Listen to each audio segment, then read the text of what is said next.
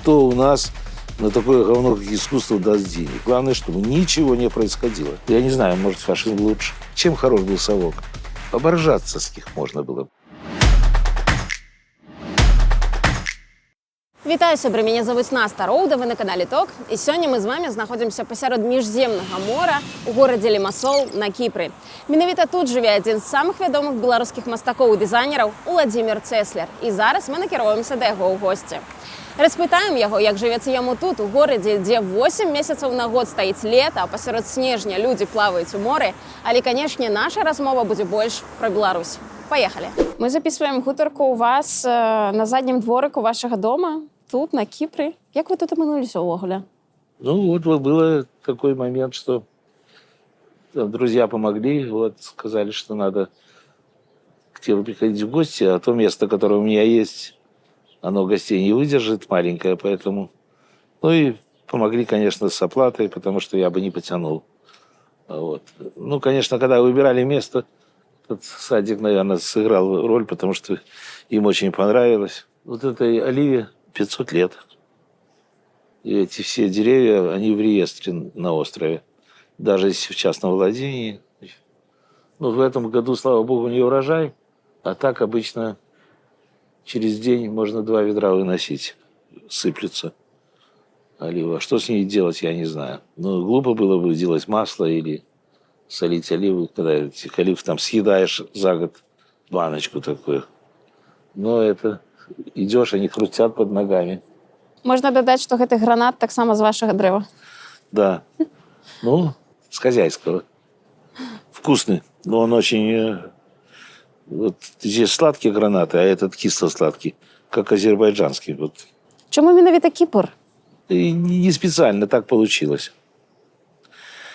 Не было момента выбирать, никогда не выбирал, где я буду жить. И я, когда перемещаюсь куда-то, уже все. Я ездить-то не очень люблю. Обычно куда-то едешь, а потом тяжело возвращаться. Тяжело ехать туда и тяжело возвращаться. Чим ви займаєтеся тут? Днями и ночами? Ну, что-нибудь делаю там в компьютере.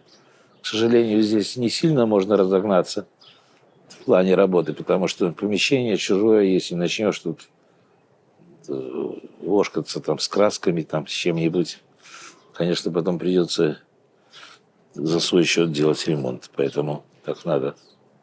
Ці ёсць вам з кім тут сустракацца, ці беларусаў шмат тут? Да хватает, да. Слава богу, да. Очень много знакомых. Ну, Кипр вообще такое место, где отовсюду. Вон вчера иду так по улице, по-польски говорят там. Ну, по-русски очень много говорят. Откуда они, я не знаю. Даже не обязательно, они могут быть из Латвии, могут быть там из России. А что вам тут подобається? Ну, здесь какой-то совершенно чудесный климат. Ну, мне это потом сказали, но ну, у каждого человека, допустим, моего возраста, к итогу есть какие-то сдвижки по самочувствию. У кого-то давление, у кого-то, там, скажем, еще какие-нибудь там. И я обратил внимание, что здесь они находятся в таком латентном состоянии, не ухудшается. Потом здесь, видимо, здесь очень целебный климат. Сочетание, скажем, хвойных, вот здесь есть сосна средиземноморская и эвкалипт. И считается вот в смеси этот воздух, вот рядом парк, это прямо чувствуется, это очень целебная история. А что бесить? Ну, что может бесить? В моем возрасте привыкать к новой жизни – это очень сложно. В любом возрасте сложно, а в моем и еще более, мне кажется, человеку творческому, потому что там творчество, оно замешано на каких-то ощущениях, эмоциях, там оно раскладывается, когда ты живешь. Это не только территориально и климат, а там массу чего еще, там запах прелой листвы, как листья жгут там в городе, мало ли что. Вот, запах снега, ну, этого всего не хватает. Вот, как бы приходится там внутри себя что-то отключать, чтобы не об этом вообще не думать. А наколькі вам блізкі, зразумелый менталітет мясцовых грэкаў?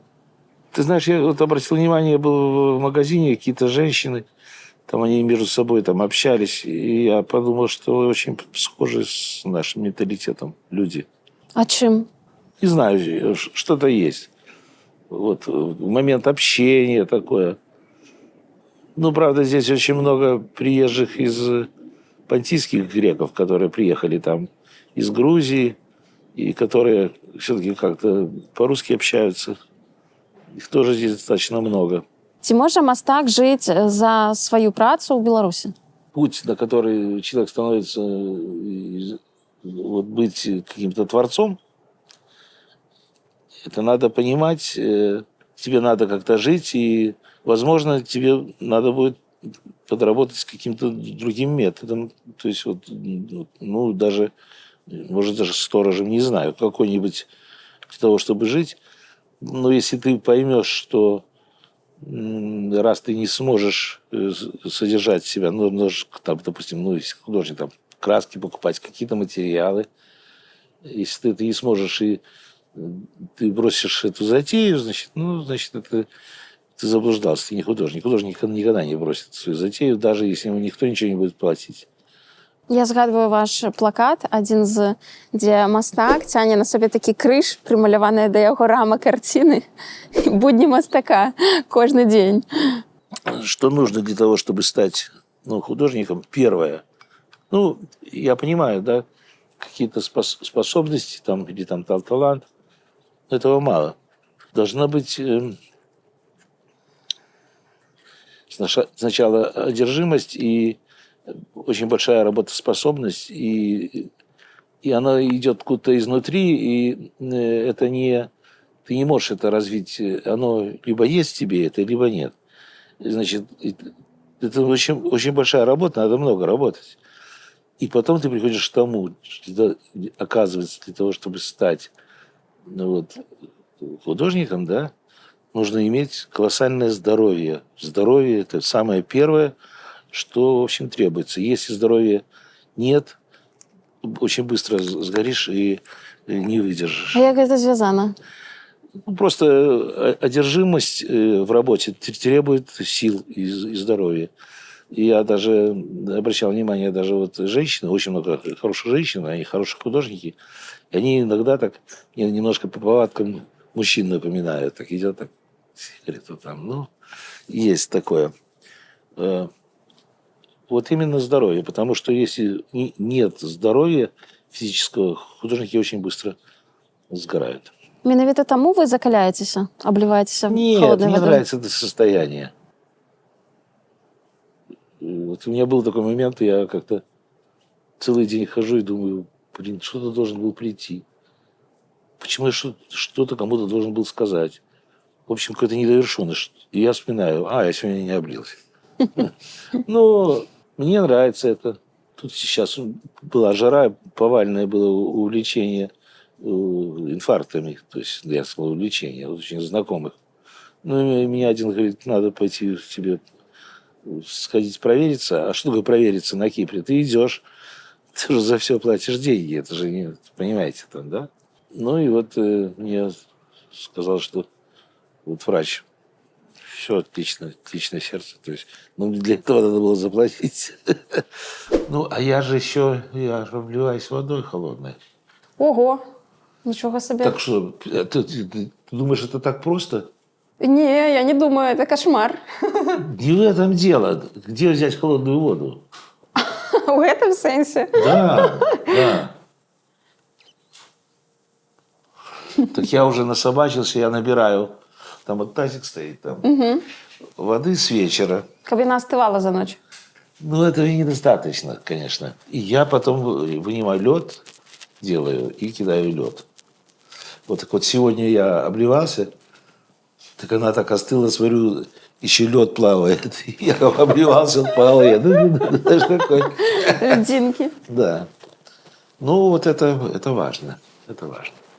Про вас рассказывали такую историю, что у Мінску у вас была традыцыя заходзіць у дарагія рэстараны, і там адразу вас запрашалі за столы.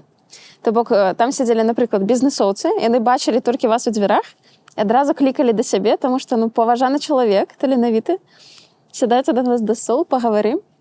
І некаторыя нават думалі, што гэта такая бізнес-стратэгія ваша. Ничего подобного. Я очень не люблю рестораны. Стоп. Это кто-то ляпнул такое. Я очень не люблю рестораны, потому что могу даже сказать, что в Минске такая традиция готовить невкусно в ресторанах. Это просто... Есть только пару ресторанов, которые там что-то умеют готовить. Ну, есть пару ресторанов, в которые я зашел, и там такой интерьер, просто столько денег вбито. И ты начинаешь понимать, раз они потратили столько денег на интерьер, то вряд ли осталось денег на повара. То есть, А какое ваше любимое место? ну, вот все, что вот у Вадима было, там, значит, был другой момент, когда мне кто-то, допустим, говорит, пойдем сходить в ресторан, там, я зову, ну, давай, придем. Он говорит, ты здесь был? Я говорю, не был. Ну, а как здесь вкусно? Я говорю, мы сейчас проверим. И они подают карту меню, и я говорю, мы пока знакомимся с картой меню, а вы, пожалуйста, принесите нам чашечку эспрессо. То есть, да? И вот тут-то все решается. И вот тебе приносят кофе, и ты его пробуешь, и если это кофе плохой, лучше оттуда уходить. Просто никогда в хорошем вкусном ресторане не подадут тебе гадость. То есть, потому что это не только неуважение к клиенту, а это даже неуважение к себе.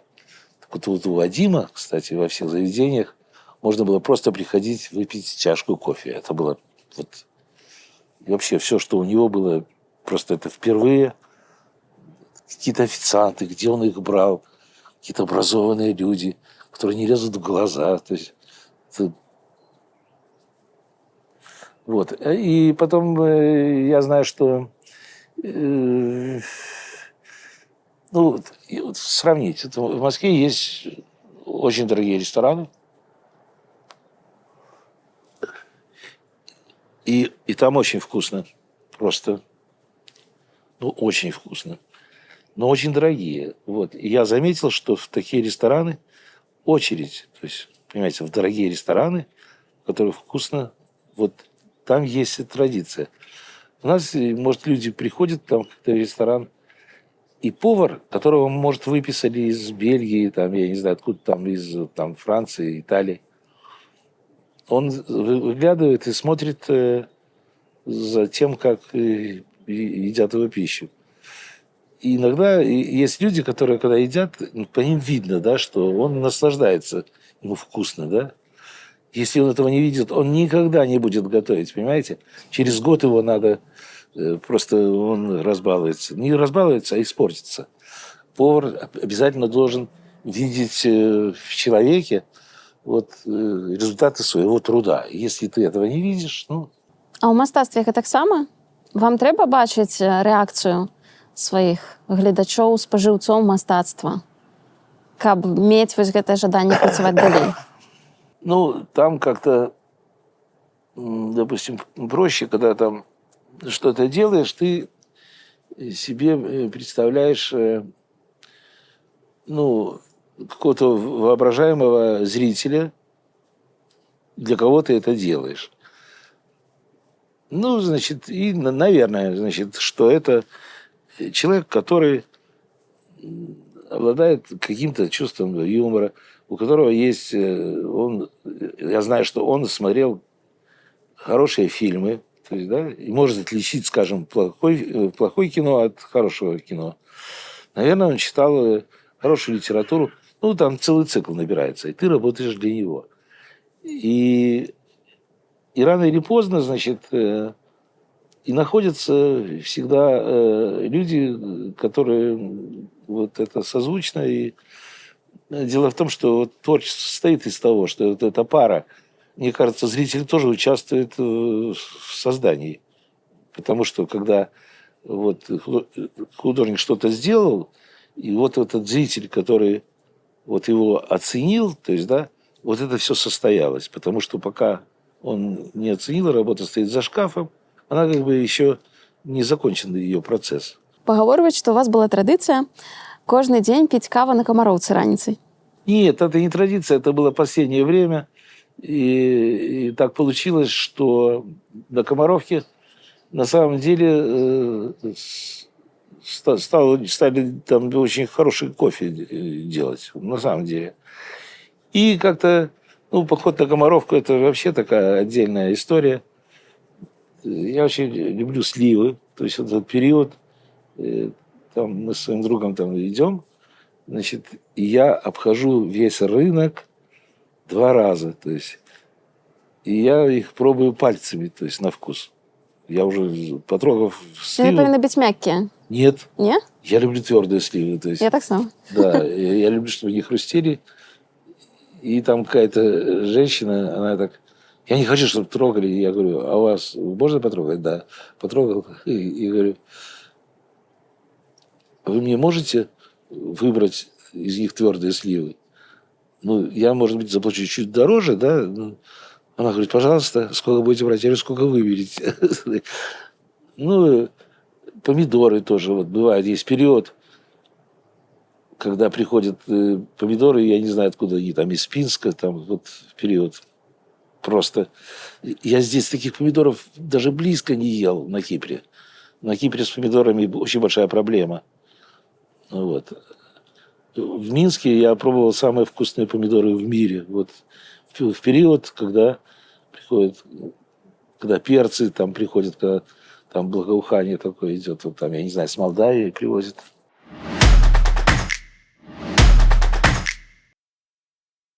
Вы былі дызайнерам прохараўскага праекта аўтамабіля «Йо-мабіль». Угу. Вас запрашалі лагатып маляваць, я так разумею, может быть, афарбоўку выбіраць, яшчэ штосьці. Можете рассказать гэтую гісторыю? Дело в том, что вот этот человек, который непосредственно от Прохорова занимался этой историей, просто мы были знакомы. И он мне предложил. И вот, говорит, надо придумать вот название. Во-первых, понять, что вот это впервые уже должна прийти на рынок транспортное средство, которое не является роскошью. То есть, что эта машина должна точно так же работать, как вот велосипеды на прокат. Карточкой оплачиваешь, ты взял машину, и ты платишь за нее только в тот момент, когда ты на ней едешь. Целевая аудитория для кого? И он такой говорит, вот мы сейчас поедем в ресторан «Спортинг». То есть, и мы поехали, и пока мы не доехали до ресторана, значит, я им сказал «Йо». То есть, я посмотрел, найдет, значит, так... говорит, хорошо, «Йо», а придумай что-нибудь. Я говорю, я уже придумал. Да. Значит, поговорили, потом возвращается к этому вопросу, я уперся, значит, вот ее. Начали смотреть, что там полемика вокруг этой буквы, что ее хотят упразднить. Там некоторые говорят, что есть памятники, оказывается, этой букве. Есть там человек, который букву ее написал, просто книгу целую. Мы даже с ним встречались, с этим писателем. Вот. И потом уже, когда мы оказались уже в кабинете Михаила Прохорова, то есть он еще ничего не знал, и он говорит, что так что? Ему сказали, вот я озвучил ее. Он куда-то пошел, ее там не было там пару минут, потом возвращается. И говорит, хорошо. То есть, оказывается, он звонил своей сестре. Ирина Прохорова, она же писатель, там умнейшая совершенно. И она просто ошалела от этого названия. И говорит, кто придумал? Он говорит, передайте, что он гений. Но проект было интересно работать, но то, что вот он обречен, как-то все это понимали, да? Потому что, Россия. То есть деньги разворуют там и все, как собственно, и все, то, что там происходит там. Жалко, не случилось. Колькі Прохорову коштовали ваши послуги? За деньги купил машину. То есть, не очень дорогую, там где-то предел 25, там где-то вот такой. Примерно так. Можа быць, вы можете назваць бренды, якім бы вы памянялі айдэнтыку перш за ўсё, хаця б там лагатып, што вам не падабаецца? Ну, во-первых, у меня, конечно, есть небольшой вопрос по белорусскому гербу, погоне. То есть, как бы, примерно я его постоянно вижу, и он постоянно, ну, чуть-чуть разный. Всегда. Я подумал, что все-таки его надо дотянуть. Как бы, и что это значит? Что какие-то историки, там социологи должны решить, какое начертание должно быть погони, откуда взято, с чего. То есть, да, потому что по стилистике и исполнению они же очень разные. То есть, и, ну, прийти к такому решению, что вот к этому времени оно самое важное, и вот изображение в определенной стилистике вот такое. Это не важно, что оно может быть с утраченностями иногда.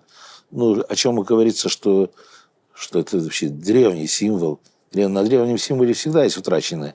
А когда это сделано вот сегодняшней рукой, там, какой-то художником из комбината, там. Ну, в Литве, кстати, тоже примерно такая же стилистика. Наверное, она должна быть другая. И после этого, уже когда должно решено быть, что именно вот примерно этого времени и примерно этой стилистики, тогда, наверное, надо будет делать конкурс и его довести. Ну, что еще? Если гимн сегодня в Беларуси? Так само шмат спрэчак. Так его, почему его не делают? То есть, да. А вы представляете, завтра все придет, и что? Гимна нет.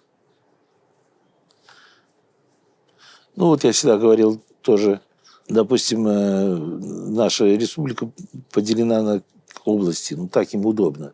Это вот Гомельская, это Витебская. Но это неправильно. Есть земли, то есть, да, вот как вот там в Германии Саксония, Вестфалия, там вот в Чехии там Богемия, Моравия. Здесь тоже есть, это Полесье, это там есть какие-то названия, почему надо возвращаться к нему. Вот я, допустим, вырос на Слуцк, это Северное Полесье. А калі браць пра афіцыйныя лукашэнкаўскія сцяг і герб, што з дызайнерскага пункту гледжання там не так? Что можно А полепшить? зачем им дизайнер, господи? Там у них все так. Калі б вас нанялі, што б вы змянілі? Ой, ничего там не менял бы. Там у них все хорошо. Просто иногда я был вот в школе, зашел, я увидел вот эту наглядную агитацию вот с этим флагом, с этими ленточками, орнаментами.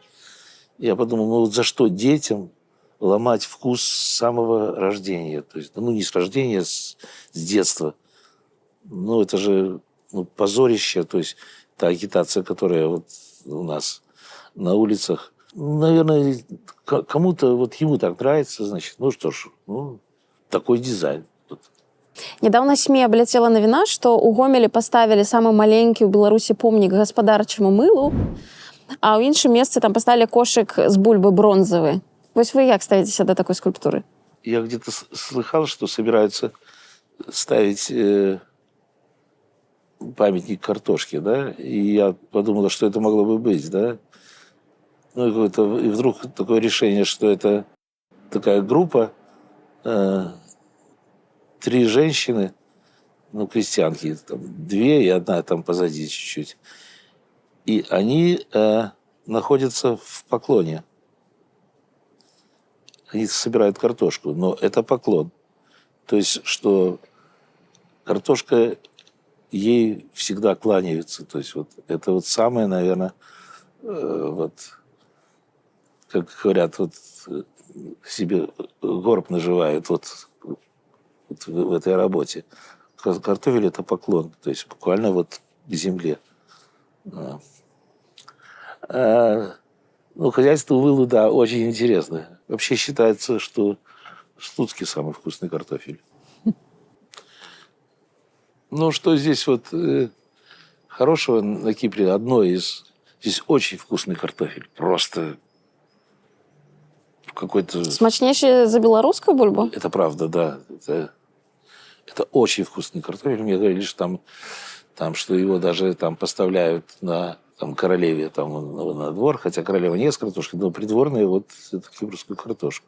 Як вы думаете, чаму ў Беларусі дагэтуль не придумали нічога лепшага за славянскія базары да жынкі? Так нельзя, наверное. Не было разрешения на дозвол. Як гэта паказвае чыноўнікаў ад культуры? На Ну, кого гэта разлічана? Ну, у нас же всегда так. То есть все нам исходит сверху. Когда у нас ставят памятник в городе, у кого спрашивают? У кого спрашивают, надо он нам или не надо? Зачем он? Что он с собой несет? Вот этот памятник, допустим, мальчика с лебедем, который был поставлен в каком-то году в Минске в честь центрального водопровода. Его проект был выставлен, и минчане ходили, бросали деньги в коробочку. То есть они хотели это. Тогда, я понимаю, он типовой, он не был там каким-то... Я, по-моему, точно такой же мальчика с лебедя видел, по-моему, во дворце Иоанна Потоцкого в Варшаве. Ну, это был типовой памятник. Для города все там отлично. Люди сами хотят, и они жертвуют на это деньги.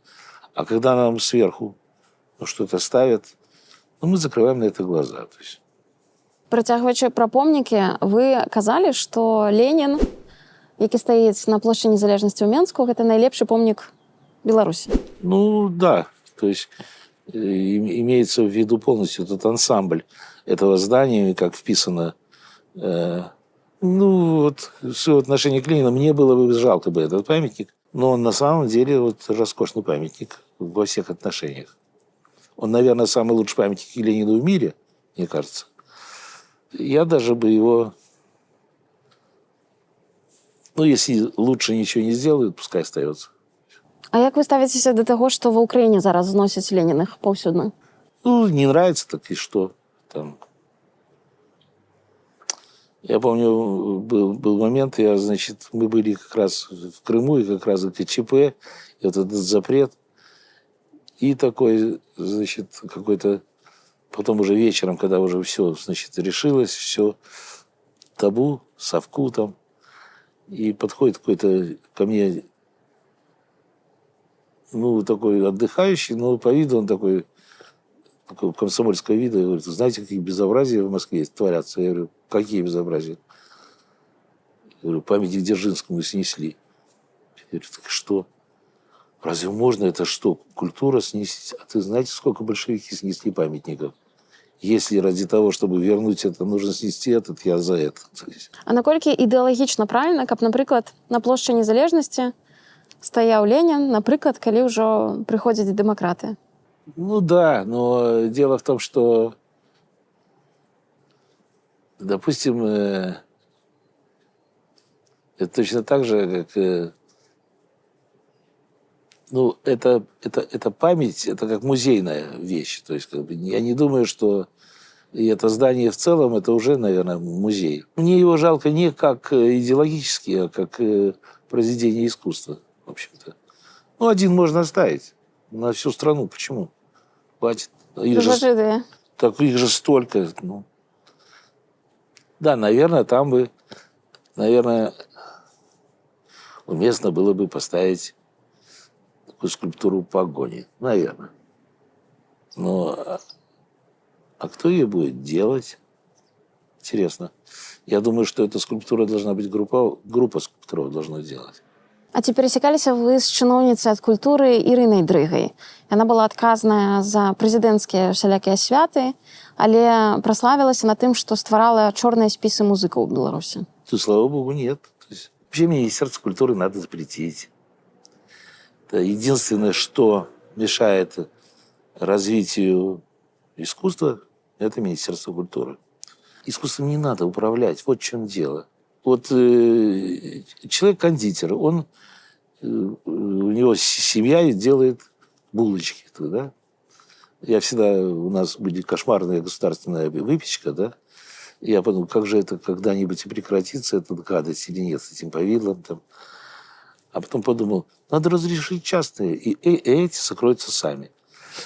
И вот спросите у них, вот надо этому пекарю министра по булочкам или не надо? Зачем он ему, да?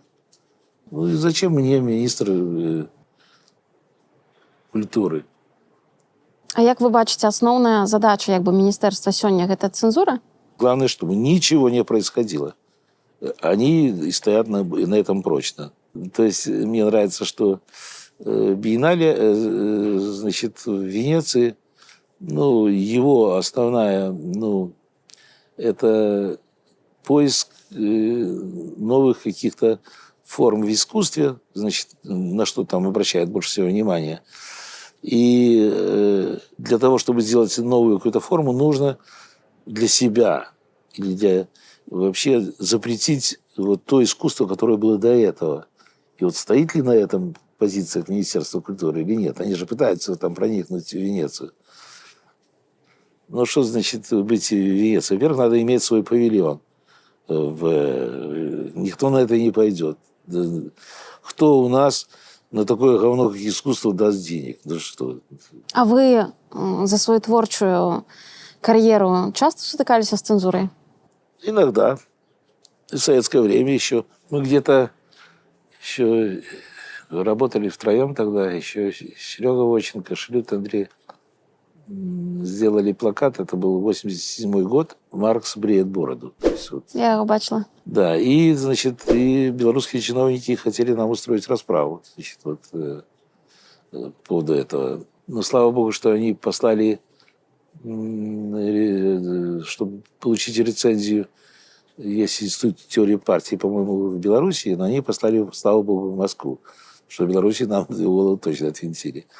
И там так ничего, так они отнеслись к этому, что сказали, да, был такой момент, что Герберт Уэллс приезжал к Ленину и, как-то указав на портрет Маркса, говорит, вы только что освободились от религии, ну, и показал Маркса, говорит, ну, вы уже себе приготовили новую икону.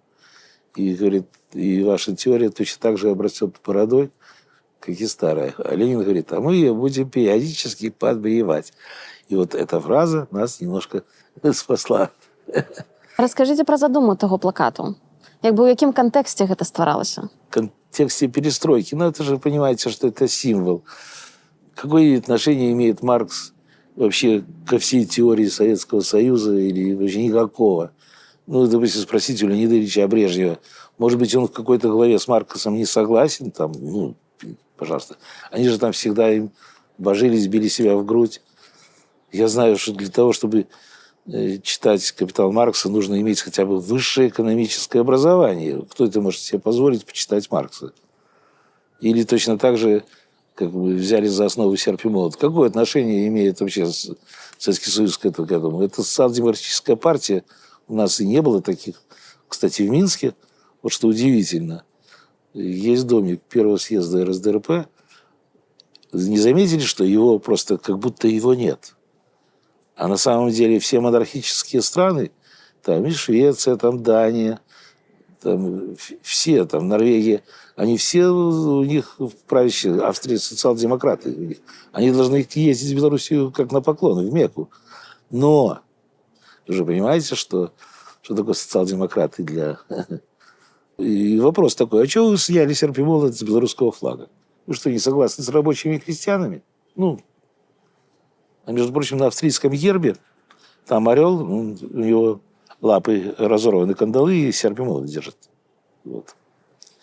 Просто все это странное отношение. І хто з вас придумав гэты плакат зрабіць? Ідэю. Я так разумею, что гэта выйшла ў часопісе «Родник», да, крыніца? Да, потом это еще Адамчик там был. Да. По-моему, я придумал. Ну, там манеру такую интересную выбрали. Там он же бреется, по-моему, жилетом. Да, но там вообще другая идея. Мы этого не хотели. Там все увидели, что он бреет бороду и становится похож на Ленина. Вот чем мы это не имели в виду. А что вы имели на увазе? Что старая теория, надо ее подбривать. То есть, ну, тоже, может быть, символ неудачно выбран, но он такой. Ну, туда были бы сделаны очень интересные плакаты. Нержавеющий Сталин, как раз Потом был такой плакат «Гласность». Это где колокол такой, и в него внутри, как у дермантином, двери оббивают. То есть, чтобы тихо так.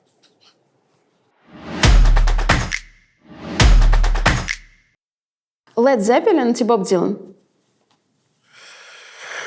О, не разделял бы. Макс Корж чи Би-2? Ну, Би-2. Шагал чи Сутін? Сутин. Енді Уорхол чи Бенксі? Энди Уорхол. А чому? Ну, он больше художник все-таки. Горбачов чи Рейган? Горбачев. Чому? А вот благодаря ему вот мы не имеем совка. Бабарика чи Латушка? Не могу так разделять. Не знаю. Для вас є неровне. Да, наверное. Голда Меїр чи Менахем Бегін? Голда Меир. Чому? Больно разумная. Президент мужчина чи жінка? Ну, мне нравится женщина-президент. Можете потлумачити? Более обдуманная, более сдержанный женский президент.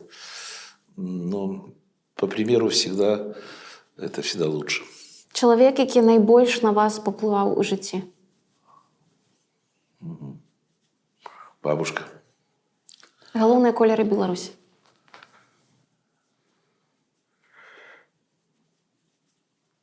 Ну, я бы сказал бело-красно-белый, но все-таки красный я бы сделал бы более холодным. Такой вот не просто красный, а более холодный. Вот мне нравится чуть-чуть. Які з плакатів, які ми бачимо тут вокруг на стінах, для вас саме важне? Ну, не плакат, вот эта работа, наверное. Що вона означає? Это вывернутая перспектива человека. Ваше студентство припало на 70-е. Розкажіть про Менськ тих часов. Была просто компания отдельная.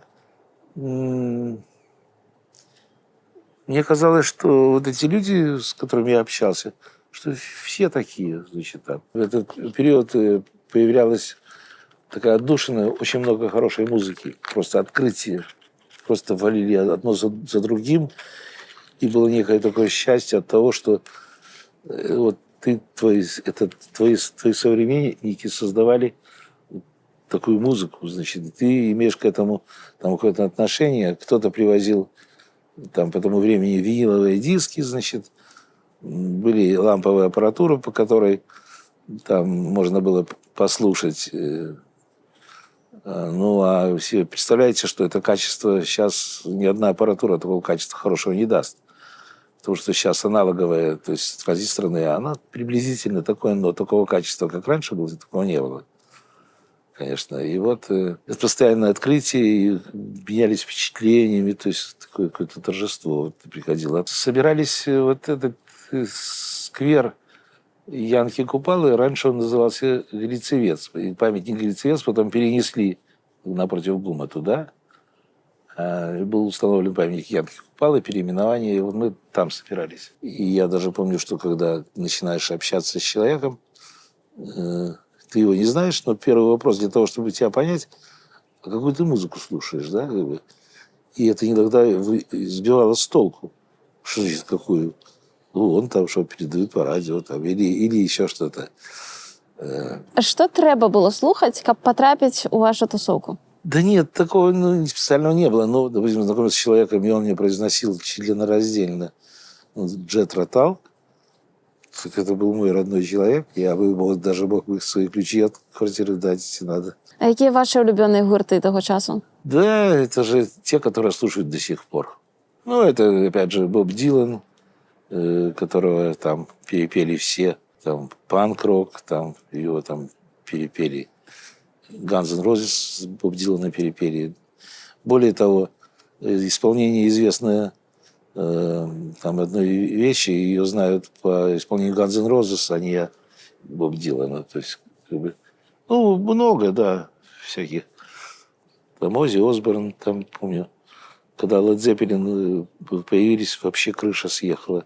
Меня это перепугало. Мне была возможность, я взял его, ушел. И этот первый диск я прослушал несколько раз один, значит, да.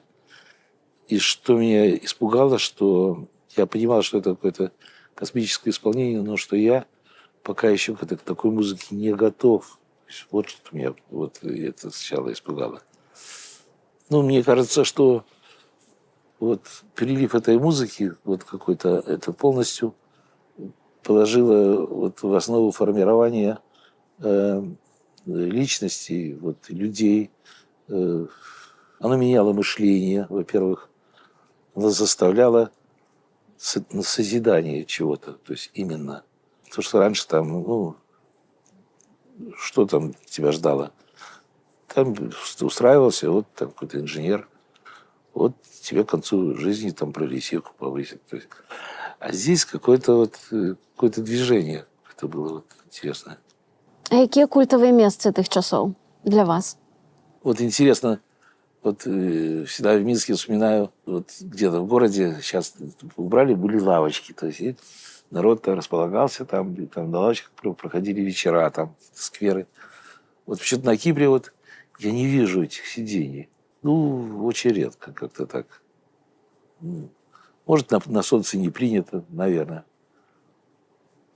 Вот здесь вот рядышком есть скверик, очень напоминает Паниковку минскую.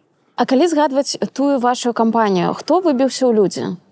Хто стаў вядомым мастаком, пісьменнікам, музыкам? Ну, музыкантами точно. Я, допустим, дружил с Валерой Дейнеко с 1972 года. То есть, да, он еще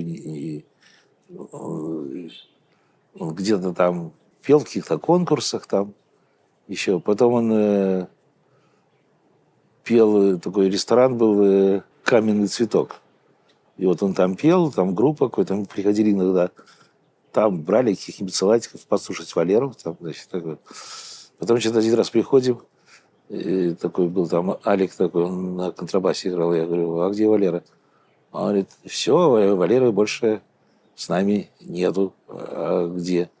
А его София Ротару забрала к себе, значит, на Украину туда. Ну, и этот самый, значит, и после этого уже его песняры, значит, оттуда забрали. Хто той час быў самым авангардным мастаком Беларусі савецкай? Хищенко был такой неплохой художник. И если не брать его монументальное искусство, а брать его живопись, он был очень хороший живописец. Мне нравился такой художник, фамилия Цверко. Просто меня вот он потряс вот своим видением. Это такой белорусский японец. То есть такой, откуда в нем вот всегда ходил и просто я не мог нарадоваться на его работы. Они там сильно отличались от других. Там корпусные такие прямо. Я его один раз видел, ну, живем не так. Я в какой-то киоск, помню, зашел с художником, а он такой в берете, такой. Он не стоял перед продавщицей, он перед ней сидел в кресле такой. И говорит, а я что-то покупал там. А он говорит, я еще молодой был. А он говорит, ой, развелось, говорит, художников много так стало, говорит. Вот, молодой человек, как ваша фамилия? Я говорю, Цеслер. Он говорит, что-то слышал, говорит. Ну, это такое, знаешь. Да, вот Цверко, наверное, самый. Это был вот для меня. Но интересно так. В Беларуси вот есть такая особенность, когда уходит такой вот человек, его всегда стараются так, ну, ушел. Только уже умер, уже. Как будто наследия нет. Так иногда коллекционеров иногда что-то вижу. А с Кимом Хадеевым вы пересекались? Да, конечно. Я помню, на вступительных экзаменах познакомился с таким художником Саша Антипов. Вот. Как-то подружились. Мы не поступили в том году, значит. И вот, поскольку начали там с ним видеться, он меня привел туда. И я так пришел. Мне очень понравилось это. Для Минска совершенно не свойственная такая группа. Какие-то очень высокие интересы, высокий дух обсуждения было высокой литературы, поэзии, там было очень много, не так много, но роскошных поэтов вокруг. Он же не мог работать официально, он был такой запрещенный человек, который когда-то там оскорбил Сталина, там еще что-то. Вот я знаю, что Ким Иванович учился в школе, которая находится, это как называется, эта улица Комсомольская. Там напротив КГБ есть такая школа 4-этажная. Он учился в этой школе. Но я знаю, что Жерес Алферов, тоже академик, он тоже заканчивал эту школу. Вот. И когда-то кто-то у него спросил, у Алферова, что вы, наверное, в школе уже тогда, наверное, были звездой. Он сказал, нет, Ким Хадеев. Ну и единственное, что я там просто не выдерживал, это они очень много пили там. И я потом уже понимал, что я ничего оттуда не выношу, потому что это все в таком враже алкогольном, там потом стал бывать немножко реже. Но всегда так с ним дружили и поддерживали отношения. А як ви його постать оцінюєте?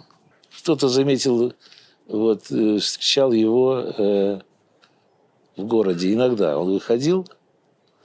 Это вот такой человек, ну, с виду такой, можно его из-за бомжа было принять, потому что да, много людей, которые великих в этом мире выглядели как бомж, скажем, даже тот же архитектор, который сыграл до фамилии Гауди, он же тоже выглядел, в общем-то, как бомж. И вот, собственно, он, когда попал под трамвай, собственно, он и умер, потому что его думали, что это бомж, что нельзя в больницу определить ни в какую.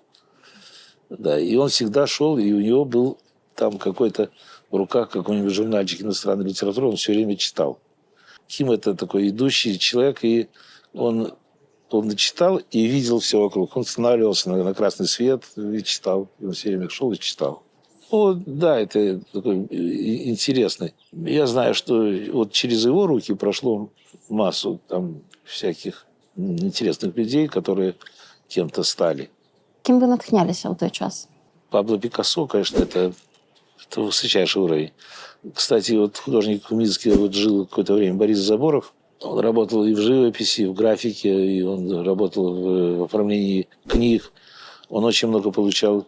Впервые Беларусь начала получать на международных ярмарках книжных премий за оформление книг. Там вот тоже там Симон Музыка массу книг оформил великолепно. Он уехал во Францию, конечно. Всегда был таким-то примером. Он был очень цельный такой человек. И вот всегда вот знать, что ты знаешь человека вот такого, вот, и на него вот надо как-то каким-то образом равняться, вот, было такое вот ощущение. А себе ви відносите до дисидентів того часу? Да нет.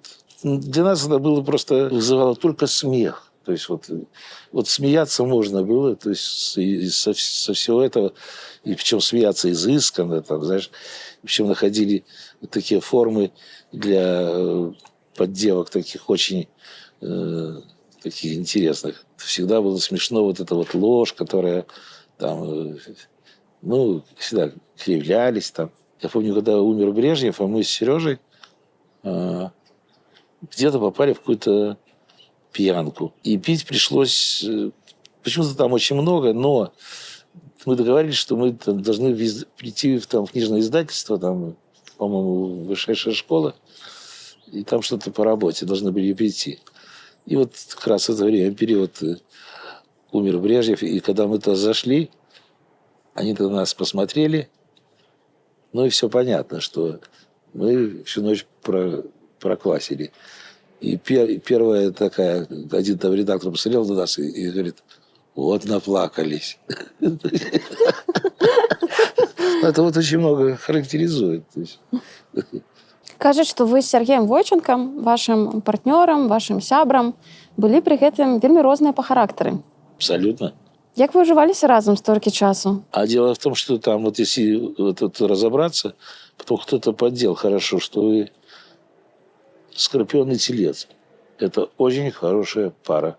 Вот. Тельца со Скорпионом. Ну, собственно, я всегда вспоминаю, в чем там наше была работа.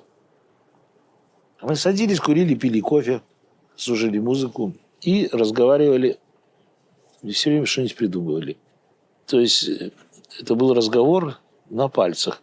Ну, друг с другом мы могли не говорить, как это будет исполнено, потому что, было понимание полнейшее. Вот. Ну, он немножко такой инертный человек. Я понимал, мы уже получили удовольствие, придумав это, да?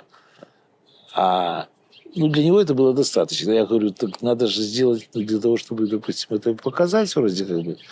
Но его приходилось так тогда чуть-чуть. А так нормально, да, часто ругались, так принципиально очень позиции. Но он там, если там что-то, либо я соглашался, либо он соглашался. Я уже потом уже вспоминаю, что иногда я что-нибудь делаю и так думаю, вот он что бы сказал, да, как бы. И тоже поэтому я с ним, я уже знаю, что бы он сказал, поэтому я уже с ним соглашаюсь, либо нет. То есть, как бы, так происходит. Як ви думаєте, чому Войченко сьогодні шмат у чим забитий? Так это почему только Войченко? Я сначала хотел оставить бренд, чтобы объединяющее название, и я под ним работать. Но потом, выяснили, что там у нее там есть какая-то родственница, там, которая все, что будет сделано, она уже будет на это накладывать вето. Поэтому я уже там, допустим, больше не стал этого делать. Но мне сказали, не надо. Во-первых, он скульптор совершенно.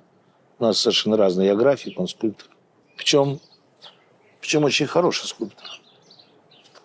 А ви себе тоді відчували совєтським чоловіком чи все ж таки білорусом? Как-то у нас была выставка в Венгрии. Надо сказать, что венгры из бывшего соцлагеря относились к совку хуже всех. То есть они просто... И у нас была выставка в Венгрии. Это было удивительно, потому что иногда они балтов только брали, больше вообще никого. Это был Печи галерея, там как бы это на юге Венгрии, на уже границе Словении. И как-то обозвать, потому что это еще, перестройка, конечно, но не будет говорить совок. И они сказали, можно мы просто напишем художники из Минска? Я говорю, да, но мне было очень приятно. Вот они никак не обзывали, сказать, что это художники из Минска. Я замечал такую вещь, что часто приходилось там работать, допустим, в Москве, что-то делать, какие-то заказы. И я обратил внимание, что один раз там меня вызвали, и там нужно было делать рекламную акцию. И пришли, и там этот человек, он разговаривал за дверью, я слышал, и разговаривает. Говорит, я еще одного художника привел, а он говорит, твои художники. Он говорит, я специально приехал человек из Минска, он так, ладно. Когда из Минска? Ну ладно. Тогда ладно. И я видел, что... Я обратил внимание, что почему-то в России на очень ответственных должностях очень много из Белоруссии. Вот у Прохорова в кабинете было человек 5 еще из его замов. Они все были из Минска. И двоих я даже знал. А коли ви себе усвідомили білорусом? Это, наверное, так по большому счету были поездки в Крым. Мы приезжали туда, это был Гурзуф, и и у нас из Беларуси была большая тусовка такая.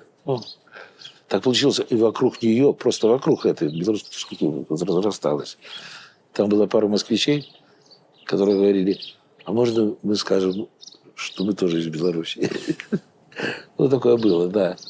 И как-то нас так выделяли. Так, Я обратил внимание, есть такие вещи, мелочи, которые люди, допустим, не обращают внимания, да. Я раньше, выходили такие радиолы, приемники, там, во время спидолы, там, да. И редко кто обращает внимание на заднюю панель. Там радиолы. И там это, как правило, там дырочки какие-то, там какие-то проводочки, какие-то надписи, там, да. Я даже начал коллекционировать вот эти вещи. Это уже потом случилось, после перестройки. Они все везде выходили, там, по всему совку, там радио Саратов какой-нибудь, я не знаю, там, Москва, там. И я обратил внимание, что только Балтика и Белоруссия, вот задняя страна, сделана культурно. Все остальные, на них даже смотреть невозможно было. Ну, типа задняя сторона, там что-то, там от руки, там что-то такое. А тут просто вот я не мог понять, а почему? Вот. А чым беларусы ад расейцаў адрозніваюцца? Ну, вот у меня вот один знакомый, он сказал, он сам с Украины, он живет в Москве. Он говорит, что Россия, ну, она не является Европой, вот, говорит, по моему ощущению, ну, никак. Ну, говорит, но, говорит, к сожалению, Украина тоже. А вот почему-то Белоруссия, говорит, Европа. И это ощущается, как только ты пересекаешь границу. Вот прямо непосредственно. Идет одна и та же природа, но ты уже едешь в Беларуси. И ты чувствуешь, что это все другая страна, что это Европа. Почему это, я не знаю. Андрей Макаревич приезжал, допустим, и он, ну, мы были и там, и на Братстве. И вот он говорит, что для него он был это так до глубины души тронуло, что когда мы уезжали, мы собрали весь мусор в пакеты, который только там можно было. Но это бы еще ничего, но он ошалел от того, что мы прошли, еще и окурки собрали.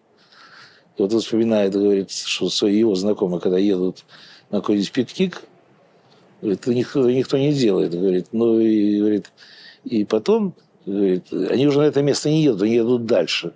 То есть, да? И вот я видел такие места, остановки такие, там какой-то общественный туалет на стоянке, где там дальнобойщики останавливаются. Значит, я понял, что я в туалет не могу зайти. Просто. Ну, я зашел за него, там еще хуже. Тогда я решил пойти в лес. В лес загажен еще хуже. То есть, вот. Ну, допустим, такое. Я не хочу сказать, что это их там какая-то особенность. Ну, ведь они же живут там где-то. У них дома, они, ну, там все там прилично. Ну, мне кажется, что Беларусь вот очень аккуратно относится к себе, вот к своей вот земле. Ну, это говорят, в Минске чисто. Я не считаю, что чистота – это достоинство. То есть, да? Лучше бы архитектура была больше хорошей. Я вот хожу по Кипру, я вижу эти старые дома, и они такие обтертые. Вот, и ты останавливаешься, и тебе вот начинает замирать сердце вот от этого. И думаешь, слушай, как хорошо, что его не сломали, да? Я знаю, что в Минске вот только дай. То есть, тут же возведут все стекляшку. Считается, что это современно. А в Европе этим стекляшкам уже 90 лет. Как-то, то есть, да? И с этим возрастом они выглядят очень непристойно. Там патина сходит, там анодирование, а дома там романской архитектуры, чем больше мха на них, тем более привлекательно выглядит. Минск – город, который отсутствует история, и делается все, чтобы ее не было. Мы как-то ехали в Дудутки, я еще дружил с Будиносом, с Евгением Доминиковичем. И такой, Сипковский, там врач такой. Мы ехали, и там едешь по Слуцкому шоссе, потом так поворот на Пятьевщину, там разворот, и через эстакаду туда, значит. И как-то проезжая, был разворот, там какое-то паркообразное такое место. И я говорю, что за особняк? Он говорит, а ты не знаешь? Я говорю, нет. Ты что? Говорит, в этом особняке когда-то до революции жил какой-то врач, по-моему, уролог, светило мировой. И к нему и приезжали из Лондона лечиться. Я говорю, что ты говоришь? Я говорю, а вот почему ты это знаешь, а я нет? Говорит, так у нас все так. Ну вот и пример, пожалуйста. И я однажды сделал майку, значит, такую лавровая веточка, значит, там звезда такая. И там что Минску там 70 лет. Ну и кто-то говорит, так это... А те, что заказали, я говорю, нет. Нравится? Я говорю, я не знаю. Говорит. Я говорю, да сколько лет Минску? Он такой, а точно. Понимаете, да? Вопроса его не возникло. Вот они все хотят, чтобы Минску было 70 лет. Мінськ фотогенічний город? Вот в Минске, видишь, нет здания, по которому вот посмотреть и сказать, что вот это Минск. Ну, вот есть такие столпы, такие, как, ну, скажем, Эйфелева башня, там, Биг Бен, там, где-то еще что-то. И я вдруг понял, библиотека сегодня, к сожалению. Я погоджуся. Вот и все. То есть, да, ну, да, она такая смешная, бестолковая, но когда уже после нее появляется новое здание, и когда она уже не выглядит такая уродливая по сравнению с тем, что дальше, то есть... Ну и потом они же как строят? Они же не думают о том, красиво это вписывается. Они позволяют это вот выстроить, да, и отмыть там. Что Минск, он не для потомков выстроен и делается. Он выстроен для зарабатывания денег. Понимаете, город? Это разница, это очень большая разница. Вот не для того, чтобы в нем жить, чтобы дети твои жили в нем, что-то находили, а чтобы все делается для того, чтобы выстроить город для зарабатывания денег. Вот он такой и есть. И чистый. Ну, в банке же не бывает грязно. А ці справедливо, що його називають городом сонця? Я думаю, что это сарказм. Это, наверное, думаю, что это Клинов, наверное, Артур. Смешно. А коли ви в Мінськ переїхали? Ну, во-первых, после школы сразу же. Угу. Там деда родной брат жил в Минске. Угу. Знаешь, где? Угу. Вот знаешь, где улица Забицкая, то есть, да? Ви Забірську всі знаєте. Там сверху над ней дом стоит, такой трехэтажный. Да, пригоже. Там ще, по-моєму, лестницю пригоже пофарбували. Да, назывался Дом масонов. Ага. Там было вроде масонская ложа декабристов, там слепые окна пару. В этом доме моя родня жила, сколько этому дому лет, столько она там и жила. Ви що? Да. Ого, И нічого вот собі. такой Семен, это мой какой-то, получается, троюродный брат. Ну, в Израиле живет.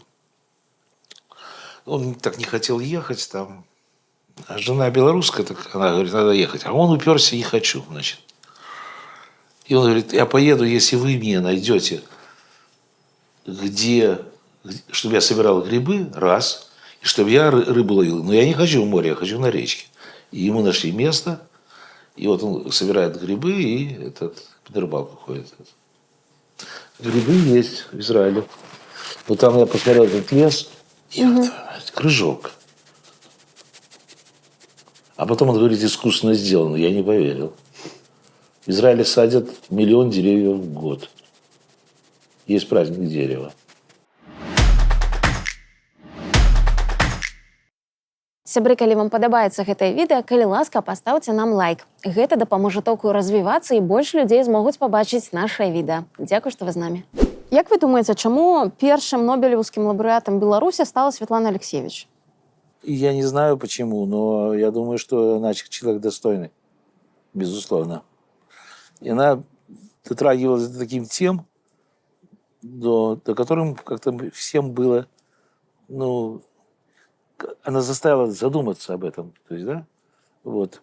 Ну, и это оказалось не только нам важно, а это важно всем. Вот, собственно, это самая главная причина. Ну, на самом деле, ну, теперь в Беларуси уже 2 нобелевских лауреата. Як ви думаєте, який самий значний мастак Беларусі? Сутин, наверное. Можете патлумачыць, чаму ён? Вот как раз объяснить я этого не могу.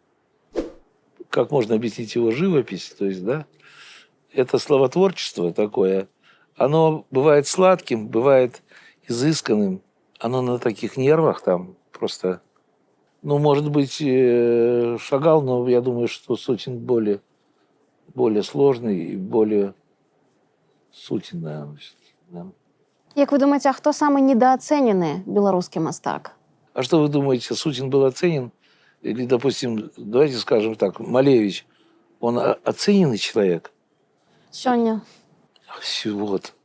Дело в том, что я просто был в одном месте там когда-то, и там одна там женщина Да это, говорит, ерунда какая-то. Что это за ерунда? Это Малевич, там вот такие цены за работы. Говорит, это просто набирательство такое. Я говорю, Малевич умер, по-моему, в нищете. Говорю, так что... Но у меня ощущение, но он, правда, не из Белоруссии, но он родился в Киеве. Я в Париже познакомился с таким человеком, Наков. Ну, у него, значит, мама полька, папа болгарин. То есть он изучает все о Малевиче. То есть Казимир Малевич, у него вот он живет во Франции, и он раскопал, как католической церкви записи велись, что отец и мать Казимира Малевича родились в Слуцке. И в Слуцке, оказывается, фамилия Малевич не так уж и редкая. Интересно. Вот, так вот, Малевич, мне кажется, когда пройдет 1000 лет, и когда будут о 20 веке вспоминать, может так случиться, что кроме Малевича никого не вспомнит.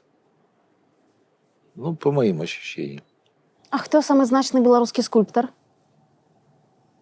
Дело в том, что вот ведь в России скульптура не получала развития, ну, как бы, идут в Беларуси отчасти, потому что православие, она не разрешала. Это плоская культура иконописная, и скульптура это уже вышедшая за рамки. Это не православная тема, и было даже буквально там, воинственно настроено против скульптуры православия.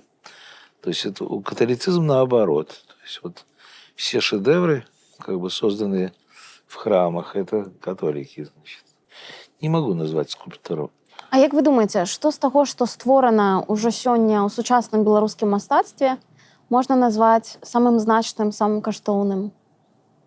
Мы когда-то были в Италии, ну и там была выставка, там было несколько художников из Беларуси, мы там тоже были. И мы как-то с Димой Сулиновичем здесь курились, ну, пошли там погулять. Ну, и там встретили каких-то людей, он говорит, там, что у вас выставка? А вы откуда? Из Беларуси? И они там, знаешь, там, Италия, где это Белоруссия? То есть никогда там и не слышали. Ну, они в кафе, они там сидели за столом, мы кофе пили. И когда они спросили, а у вас же тоже художники есть там какие-то? Я говорю, есть. Там, так. Говорит, а вот кто вот из Беларуси вышел, чтобы мы, допустим, знали? И когда я сказал, что Гал Исучин, они просто встали. Такие, понимаешь? То есть это уровня такого итальянцы до этого уровня не дошли. Ну, понимаете, да? Но это с одной стороны. А с другой стороны, время покажет. Як вы думаеце, чыё імя павінен насіць мінскі аэрапорт? Ну, если вот в Москве есть Шереметьево,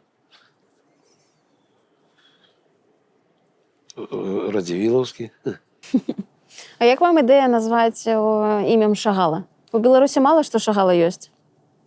Быў бы хаця б аэрапорт. В Польше. Этот Шопен, аэропорт. Может быть, если еще будут там летать самолеты. Добрае дакладненне. Да. А як вы ставіцеся да творчасці акцыяніста, мастака Алексея Кузьміча? Самы гучны яго перформанс, калі ён прыйшоў на выставу з шыльдай Міністэрства культуры на эрыгаваным чэлесе, на тую выставу, дзе сказалі раней арганізатары, ну, маўляў, толькі ніякіх карцін з мужчынскімі чэлесамі на выставе. І ён, значыць, адказаў так. Вы понимаете, я боюсь обидеть, я ничего об этом не знаю. Вот в чем дело. Понимаешь, есть люди, которые, вот они в курсе всего, что происходит. Мне немножко даже стыдно, да? Ну, я что-то о нем слышал, что, ну, и раз он скандальный, значит, он, наверное, классный. То есть, ну, я всегда так отношусь. Бывает иногда мне уже кто-то из моих знакомых что-то покажет. Мне, правда, нет времени. Я один раз поймал себя на том, что пришло какое-то время, когда я перестал слушать музыку, да, я даже забываю об этом. Раньше я, допустим, работал и что-то фоном ставил музыку. Потом думал, сейчас я буду искать, мне надоело искать. Ладно. В Минске у меня там стоял телевизор, значит, напротив. Но я его не видел, потому что монитор его закрывал. И там шли какие-то фильмы. Я вдруг сделал для себя видительное открытие, что коренным образом отличие от всех российских или совковых кино от американского, что все наши фильмы можно слушать по радио. Там смотреть нечего. Да? А американские ты не можешь не смотреть, потому что там видеоряд столько вложено. И это две разные системы. И, ну, обращаешь внимание, ну, какой-то, вот пример такой, какой-то странный фильм, и в нем все странное, странные улицы. И какой-то прохожий в этом городе, он себе не находит места, он там чужой. И вот он да все, что не натыкается, там все неестественное, не другое. И вот он в фильме, и вдруг мимо него там где-то сзади проходит человек, и он одет просто во что-то, просто кто-то придумал это, но это 2 секунды занимает. Когда это в нашем фильме, его будут снимать полчаса и так, и так, и так. То есть дело вкуса. Нет, я не говорю, что у нас, то есть у нас в меньшей степени, но в российском кино там есть фильмы, есть, конечно, да. Конечно, ушла та школа, которая с советского кино, потому что с советским фильмом там было связано художники фильма, художники по костюмам, операторы. И я просто был как-то в гостях, и включили какой-то фильм, там какой-то колхоз, какие-то между председателем, кем-то, вообще, смотри, не говорить не о чем. Я так встал в такой позе, уходя, и вот и остался минут на 40, потому что операторская работа настолько красиво, настолько сделано все, что теперь уже этого нет. Ну, это можно брюзжать там. А як вы ацэньваеце ўнёсак Уладзіміра Пракапцова, які 25 гадоў кіраваў нацыянальным мастацкім музеем? Ну, кому-то ж надо руководить. Вообще на такие должности приходят... Это либо какой-то офицер должен в звании быть. Мы же понимаем, что это дело ответственное. И хотя бы артиллерист. Ну, да? Ну, раз он вообще не военный, ну, так честь ему и слава. Уже хорошо. А вы яго ведалі асабіста? Да. Ничего не могу сказать плохого. Должности это что-то, ну... Я вообще не понимаю даже, из чего это состоит. Это какие-то особые люди, ими рождаются чиновниками. Их много. Чем мне нравится, когда Лука что-то говорит, они все сидят, смотрят на него и все записывают. И вот всегда хочется посмотреть, что вы там пишете, да? А што вы думаеце пра мастака Савіцкага, які быў дзяржаўным топавым савецкім мастаком і зрабіў сабе імя у той час? Ну, как он? Это ему республика имя сделала, не он сам. Ну, ничего не могу сказать. Да там все совковое, все, что выдвигалось, оно было странным образом. То есть, ну, мы же на все там, почему вот, допустим, вот этот руководит с писателями, почему вот этот, почему мы хоть люди знают, что он написал, допустим, никто ничего не знает. Ну, это все так. А это правда, што ён быў антысемітам? Ну, естественно, да, он там там у него сквозило внутри, что фашисты и евреи это одно и то же, значит. И мы один раз, кто-то из моих знакомых сделал карнавал устроил перед Новым годом, говорит, какой-то кальянной, говорит, там пришло человек 100, наверное, я не помню. Говорит, надо прийти в маскарадных костюмах. А у меня есть такой друг, ну, с самого детства. Но он эстонец, у него такая арийское такое лицо, значит, он высокий. И он одел костюм Хауптмана немецкий, значит, в форме полностью. А я был в костюме узника гетто. И мы пришли вдвоем, как в маскарадных костюмах. И кто-то сказал, когда как раз в этот период умер Савицкий, как раз вот что-то такое. Кто-то, что-то не отрываясь от салата, посмотрел на нас и сказал: вы что, собрались на похороны Савицкого? Это была очень интересная шутка. Ну, может, ему от этого легче жилось там как-то. А ви сутикалися з антисемітизмом у Мінську? Вы понимаете, это, ну, к этому ты готов. На еврея лежит всегда какая-то такая печать какой-то вины непонятной, да? Причем не разжеванной такой. Ну, вот, да, встречался. Но вот я обратил внимание, вот в Москве в меньшей степени. В Москве, казалось бы, в Москве в меньшей степени. И есть такие вот мелочи, допустим, кто-то говорит, что там то-то, то-то, то-то, там были там такие-то люди, та-та-та-та-та, значит, там Петя, Ваня, там, и Лившиц был с нами, значит. И какая-то всегда реакция была на эту фамилию, там, или хихи, или, ну, понятно, ну, что-то такое. И я вдруг услышал, а в Москве они этого даже не слышат. То есть у них это, ну, просто вот как факт такой. Ну, во-первых, и антисемитизм должен в любой быть в уважающей себя стране. Що це за заява? Это я так это. Кто-то задал вопрос, по-моему, Молотов в свое время Черчиллю, там про антисемитов у Черчилля спросил, и Черчилль ему говорит: не надо, не надо, мы не считаем себя глупее евреев. Черчилль ему ответил. А когда-то вот этот, которого в Минске убили, Михоэлса, артист, ну, вот знаменитый, который был в комитете антифашистов, вот, и он спросил, Эйнштейн у него спросил, что если антисемитизм в Советском Союзе, и тот слукавил, сказал, что нет. Он говорит: вот не надо. Говорит, антисемитизм – это тень каждого еврея. Говорит, так что давай. А калі параўноўваць часы вашай маладосці і як бы сучаснасць, то больш ці менш у Беларусі стала антисемітызму? Мне показалось меньше. Показалось, что меньше. Я помню, был в Родно одна девушка, там говорит, ну и там что-то разговор был, и я услышал, что они волонтеры и собираются, и едут где-то на старинные еврейские кладбища их убирать. Мне было очень странно. То есть есть люди, которые считают, что это нужно кому-то делать, вот, что это нужно. Вот раньше об таком не слышал. Ну, например, есть такой момент, да. В Минске есть ли еврейская улица? Нет. Няма, напевно, так. Она была.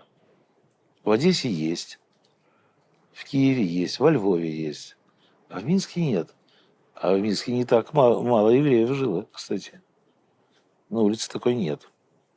Ну вот я знаю, что на 9 мая всегда вот эта яма, где были расстреляны гетто в Минске, там место такое. Ну, кто-то сказал, что там это не местных евреев, там в основном расстреливали евреев, там, которые привезли из Чехии, из Польши, из Венгрии. То есть этих расстреливались. А местные, они в Тростенце, по-моему, расстреливали. И туда 9 мая приходили евреи, значит, День памяти, День Победы праздновался, позволяли цветы, значит. И в последнее время, последние 10 лет, даже мой друг заметил, что стало много приходить не евреев. То есть, как бы, раньше только евреи приходили. А сейчас стало больше людей, просто разных приходить. Я ведаю, што ў дзяцінстве вас больш выхоўвала бабуля, больш часу яна вам надавала. Да. Раскажыце пра яе. Ну, бабушка труженица. Ну, это совершенно нетипично, но она крестьянствовала. То есть евреям нельзя было иметь землю в Российской империи, потому что можно было быть чиновником, можно было быть ремесла всевозможные, там, сыродеятельность, там, какой-то нитки, там, керамика. Очень популярно среди евреев были кузнецы. То есть это вот просто как еврейская такая. И, кстати, в Белоруссии, не в пример России, было очень сильно развито производство сельскохозяйственной техники, ну, которую производили, в общем-то, евреи. И поэтому в Белоруссии было очень развито сельское хозяйство, потому что техника, она была не в пример лучше российской техники, сделана лучше. И поэтому даже в России даже не было косы, как бы, как таковой. Убрали серпами. И когда коса пришла, до сих пор ее называют литовка косу. Ну, вот понимаете, да? И все хотели иметь землю в Беларуси. Ну, там, если это не польское, значит, а российское, значит, там дворянство. Ну, самое значимое хотели Голицыны иметь землю именно в Беларуси. И у бабушкин дед, я знаю, был мельником. И там вот все соседи, друзья, вот католики, которые там жили, они договорились на кого-то и купили землю и записали на него. И она говорит, видимо, там власти все знали, так, а налоги платят и все. Поэтому она говорила, что все очень хотели работать на земле, возделывать, но не было возможности вот такой. Вот. Ну и, говорит, пришлось очень много пахать. Я знаю, что такое крестьянская работа. Это с утра до вечера просто вот, да, это надо пахать. И она говорит, что были перепроизводства сельскохозяйственных культур, и и некуда было девать продукты. И когда я спросил, что же нельзя было бедным отдать, она говорила, так а где их взять, как бы, да? Потому что нужно было запрягать лошадь и куда-то ездить далеко, искать их. То есть, если вы не пришли, говорит, кому это надо? Надо всем работать. Ну вот. И потом их, значит, я так понял, раскулачили. И она всегда возмущалась, говорит, как раскулачили, у вас никогда не было батраков. У нас была большая семья, но все работали, да. Вот. И это, я так понял, она никогда не простила. Вот. И она никогда ничего не боялась. И то, что она иногда выговаривала, я так думал, слава богу, что этого никто не слышит. На якій мові вона з вами розмовляла? По-русски говорила. А я помню, что я был где-то в классе 4, и мы пошли с ней, зашли в овощной магазин. Ну, я за руку с ней, там, она при таком жакете была. И знаете, овощной магазин, там пятиэтажка, там первый этаж, там что-то картошку насыпают, там ты на весы несешь, там что-то такое было. И в магазине было очень холодно. Не знаю почему, и такой пар так изо рта. Вот. И все молча стояли такие, она меня поставила за картошкой, пошла. А она же такая проворная, пошла там посмотрит, там посмотрит. И вдруг все понятно, что вырублена система отопления. И стоит какой-то сантехник, ну, и сидит там с ящиком, и что-то с потухшим окурком, что-то крутит там какие-то батареи, что-то. И вот представляете, в магазине полная тишина, бабушка подходит к сантехнику и говорит, вы меня извините, это вы греете батарею или она вас? И весь этот магазин как заржал просто. И я думаю, это же моя бабушка. Але вона ведала ідиш? А чому вона не на ідиші говорила з вами? С дедушкой ехали на идише. Чтобы я не знал, о чем они говорят. Гэта шмат што тлумачыць. А што яна гатавала? Што традыцыйна было на столе? Знаете, вообще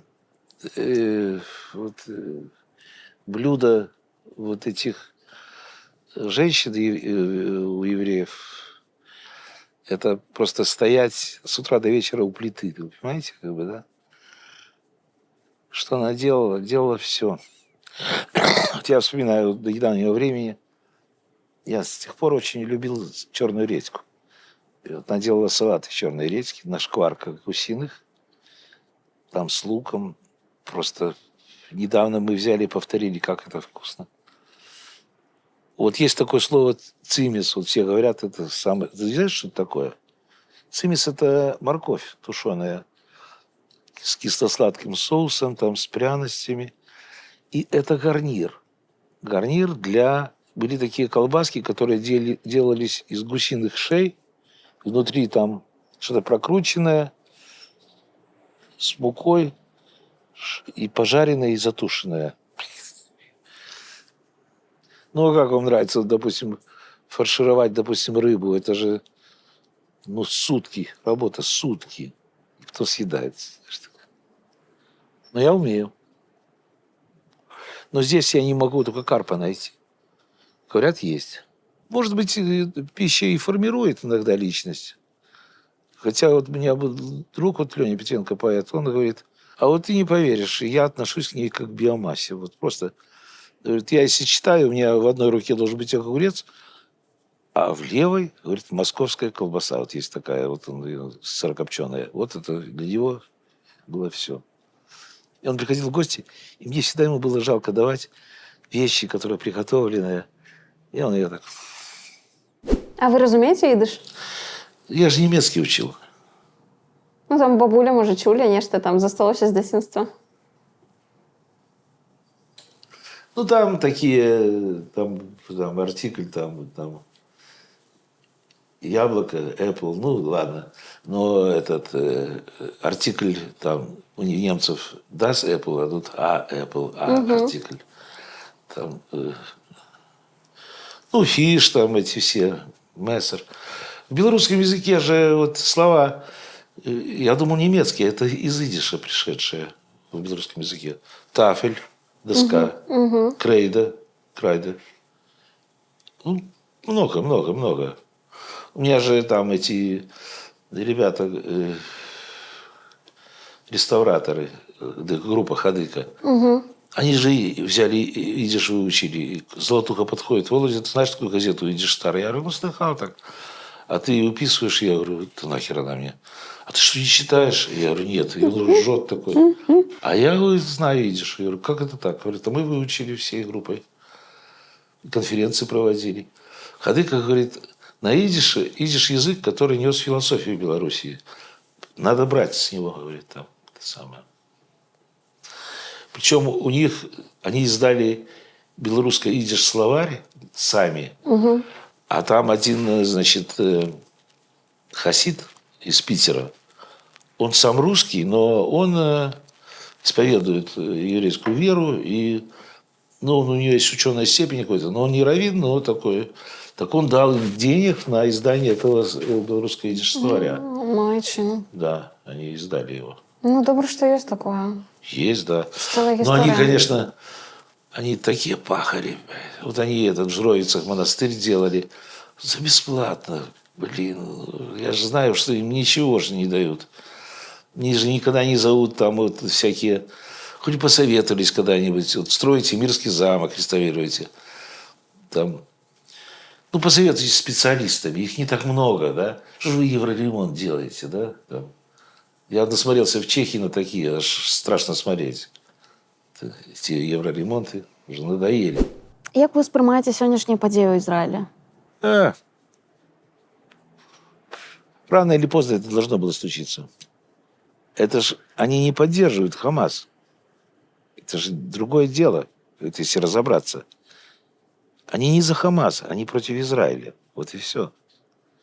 Маш, я так посмотрел на израильтян, насколько они дофигисты вообще. Всех, наверное, это кроме них, наверное, такой. Я с ним разговаривал, говорю, там по вам стреляют же. Он говорит, да что они там стреляют? А нет, говорит, леса жгут. Говорит, да? Что они там жгут? Ну, говорит, он и сам говорит, да посадят еще. Говорит, а стреляют, и же не попадают. Я говорю, так хорошо, ну вот ты идешь, тут вдруг тревога, значит, надо выйти из машины и лечь на землю.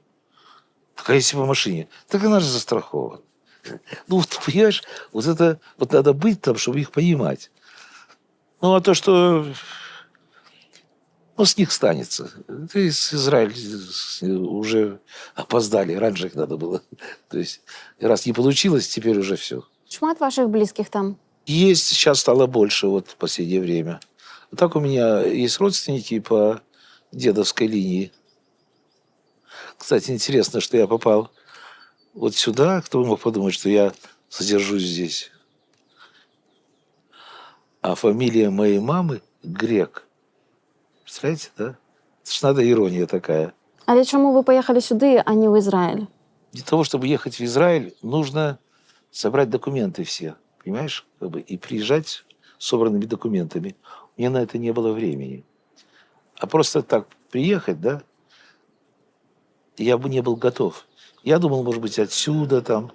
Но он от меня никуда не денется. Што для вас самае важнае ў яўрэйскай спадчыне ў Беларусі?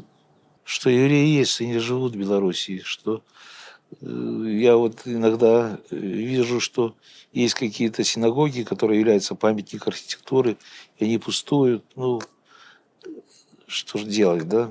Много уехало. А мне кажется, что вернутся. И причем и евреи вернутся. Понимаете, что вот родное место, где ты родился, оно это очень сильный магнит. Интересно, вот Шагал, да? Ему же, когда-то он приезжал, я не знаю, был он в Минске или не был, но не знаю, он был в Москве, в Ленинграде тогда был. И ему предложили, а вы не хотите съездить в Витебск? И знаешь, что он ответил? Говорит, не, говорит, сердце не выдержит. Просто, понимаете, есть люди, для которых это очень серьезная вот зацепка. Есть люди, которые очень легко вот расстаются. Ну, скажем, я там больше получаю. Все. Да? А некоторым этого мало. И тут уж я не знаю, как это происходит. Но уже там все по-другому. И она не скоро станет такой уже теплой, которая была. Як вы думаеце, як ізраільцянам удалося пабудаваць такую моцную дзяржаву за такі кароткі тэрмін? З адной з самых лепшых медыцын у свеце, калі не самай лепшай, з самай лепшай паветранай абаронай. Когда, при Сталине, то есть, да, Сталин же очень хотел, как бы, то есть, да, чтобы она пошла по социалистическому. И в Израиле, да. И я вдруг узнал, что в Израиле две компартии, две с абсолютно разными программами. И ну, как это может быть, да? Кажется, может быть. А раз оно может быть, вы понимаете, да, значит, соответственно, это уже демократия. Ну, работа, конечно. Ну, сказать, что евреи ленивые, это неправда. Всегда хотели иметь землю, и никогда не было возможности. А там сейчас сельское хозяйство и одно из лучших в мире. То есть даже я ездил смотреть на ферму. Там коров смотрел, там интересно было. Просто там молочка такая. Я небольшой любитель молочной продукции, но... И вот тоже фрукты, они там другие.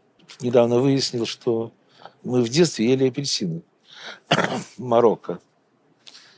Это не были марокканские апельсины, это были израильские апельсины. Просто Советский Союз не мог с Израилем торговать, потому что отношений нет, поскольку это как бы неправильно морально с агрессором иметь дело. И они где-то на Кипре договаривались, и они покупали апельсины, причем по таким ценам, и наклеивали эти Марокко и продавали их. Они были очень вкусные. И я смотрел, у них даже лимоны и розы пахнут. Знаете, иногда вот корзины вот так вот держат. И я помню, в Минске лежит, и с них берешь, а они невкусные. То есть, да? Ну и в Израиле тоже что-то вот, тарелка стоит. Я думаю, что это запах такой? Дай я попробую. Попробовал. Боже мой. Ну и тоже вот там, помню, захожу, запах, как у кафе стоит кофе там. И всякие сдобы.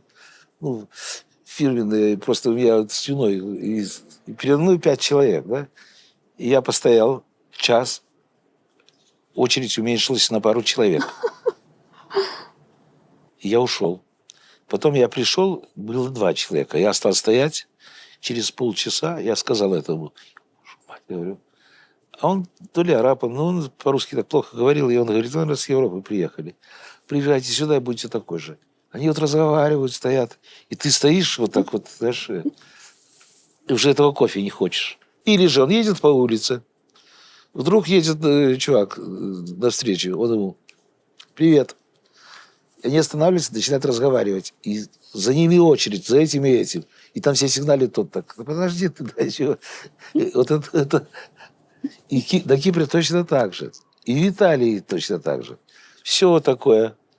Что было изобретено для того, чтобы оросить и высадить землю? Знаешь, что пипетка шланг каждому дереву проведена и капает. То есть каждому дереву. А я посмотрел клумбы, и каждому цветку сделано. Вот растет, и там так кап-кап-кап. Был изобретен вот этот шланг. Почему? Потому что как это? Внутри идет вода, а сверху ты на солнце нагревается, представляешь? Он же любой материал будет вообще лопаться. То есть, да, так вот был изобретен вот этот шланг, который помог вот оросить землю эту.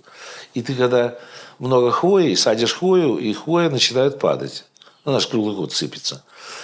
Через 20 лет это уже можно сажать. Там уже земля такая становится с перегноем. Ну, интересно, конечно. Невероятно, невероятно. И виды такие интересные. Я еду, я говорю, остановись.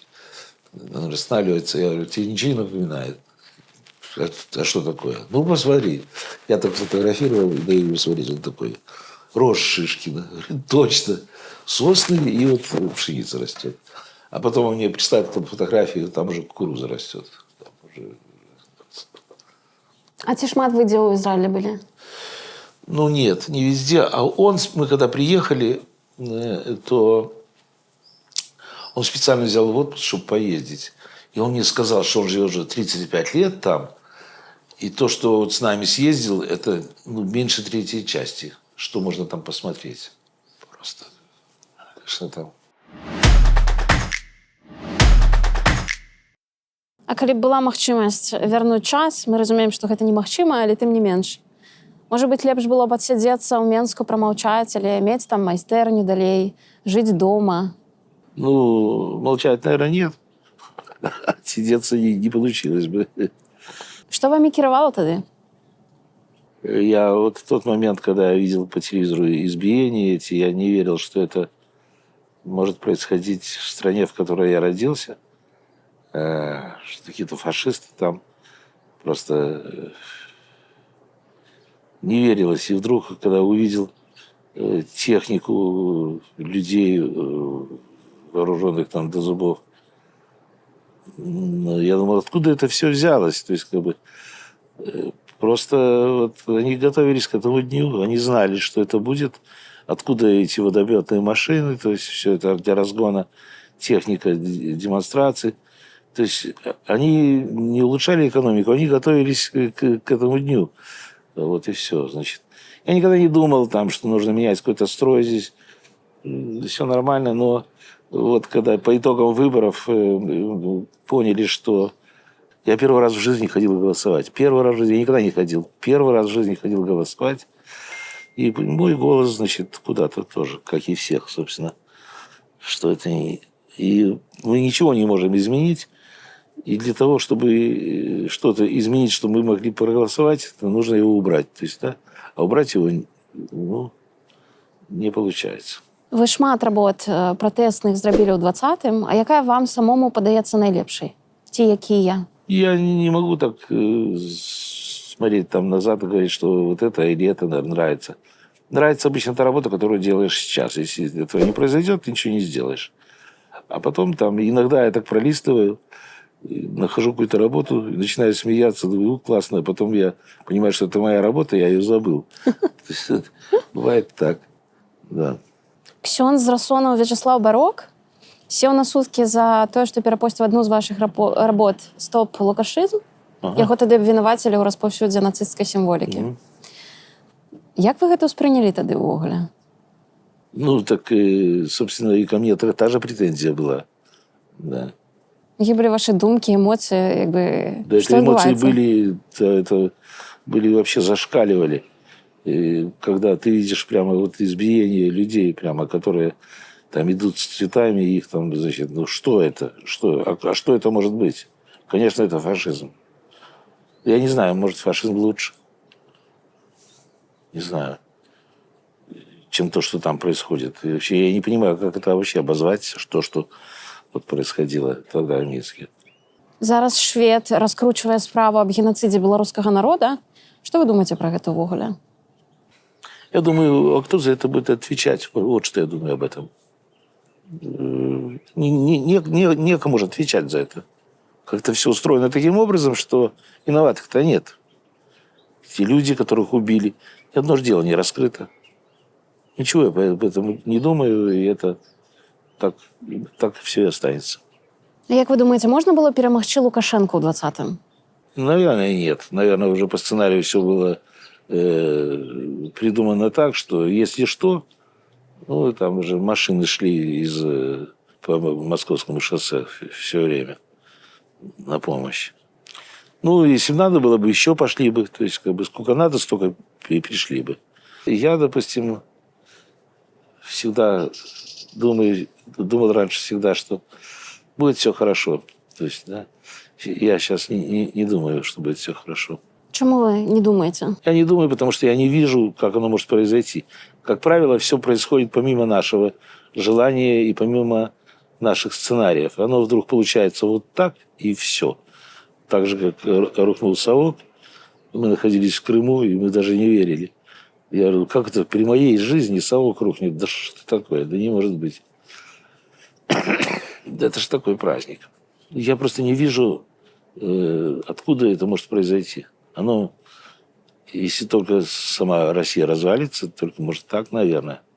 А як ви думаєте, калі б у адзін з шэраг з пратэстоўцамі сталі, напрыклад, знакавыя бізнэсоўцы, важныя для рэжыма ў тым ліку, гэта магло штосьці змяніць?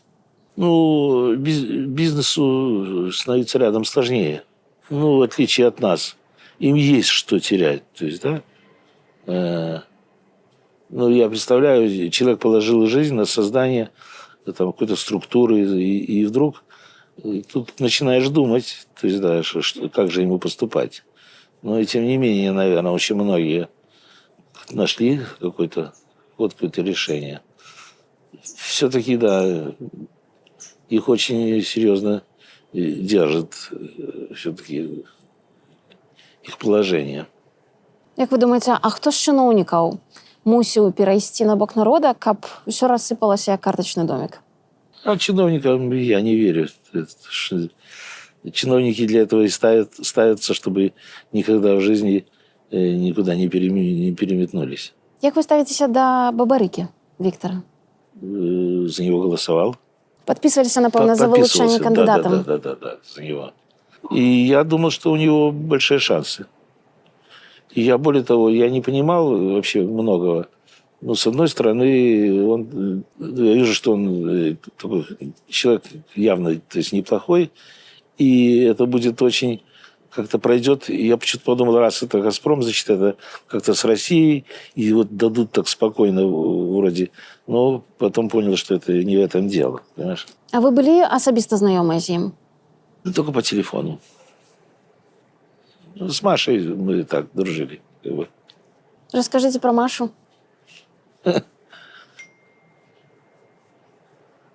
Ну, она вот этот клуб, который находится 16, или как называется, вот на Октябрьской. Ну, мы же тут еще там до этого разговаривали, планировали, что там с Машей там, ну, что там может быть, что там может происходить, какие выставки можно организовывать. Я не думал, что она так окажется лихо. То есть, ну, молодец. То есть, из-под копыт там, ну, как-то все это неосторожно. И потом настолько она творческий, креативный человек оказалась. И я не думал, что именно и стойкость ее так напугает. Вот. И не только стойкость, а то, что с паспортом произошло, просто никто не мог понять. Як чоловік, яна якая? Очень сильная. В ней есть убеждение, она бескомпромиссная. Вы аднойчы сказали про Алеся Пушкіна, што ён вельмі смелы і нічога не баіцца. І вы б таксама так хацелі. Мы ведаем, што ён трагічна загінуў у зняволенні. Да. Можете поделиться успоминами про его? Ну, я помню его все акции, то есть, да, и я всегда очень хохотал. То есть они были, ну, на грани фола такие. Ну, вот как вот, допустим, когда он поставил красно-зеленый флаг и насыпал навоз в него. она просто такая шутка на грани. Просто его нельзя обвинять никак. Он же его удобрил, то есть, да, но то, что он посадил его в говно, то есть, как бы, есть большой какой-то сакральный смысл, конечно. Художник Александр Пушкин официальное признание в виде 2 лет условно получил в 99-м. На 5-летие правления Лукашенко он прикатил к резиденции тачку с навозом, вывалил ее у парадного подъезда и, разложив сверху девальвированные белорусские миллионы, лукашенковскую конституцию и портрет главы государства, проткнул композицию вилами. Всегда то, что он делал, я помню, вот этот, он взял свою собственную кровь и вылил получился белорусский флаг. Это такая, вообще-то, на самом деле, вот это... Да, он всегда очень смелый, был очень такой человек. И я думаю, даже мне ее даже не хватает. А як вы думаеце, чаму беларускі народ і беларуская інтэлігенцыя так згуртавана дзейнічалі ў 20-м? Была некая такая еднасць.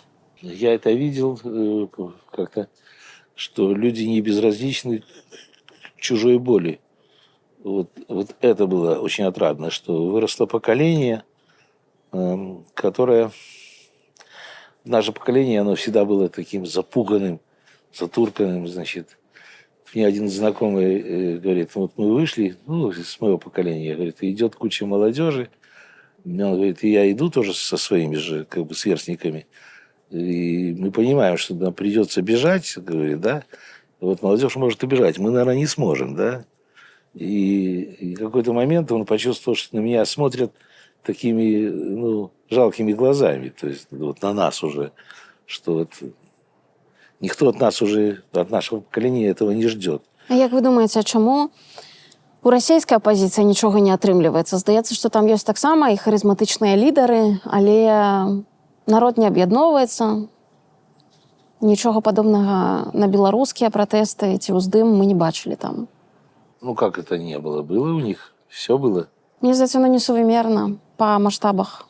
У меня вот один знакомый, там художник, но он поляк, и он, да, такую штуку, вот он высказал, что, ладно, говорит, самое страшное вот в России то, что вот интеллигенция, российская, или так называемая интеллигенция, она поддерживает Путина, вот это, говорит, такое вообще-то нет ни в одной стране. То есть интеллигенция, она на то интеллигенция, что она идет в конфронтацию. Мне кажется, вот люди почувствовали этот вкус того, чего они вдруг получили, того, что они имеют. И я думаю, что поскольку это удалось не очень легко, то есть им есть что терять.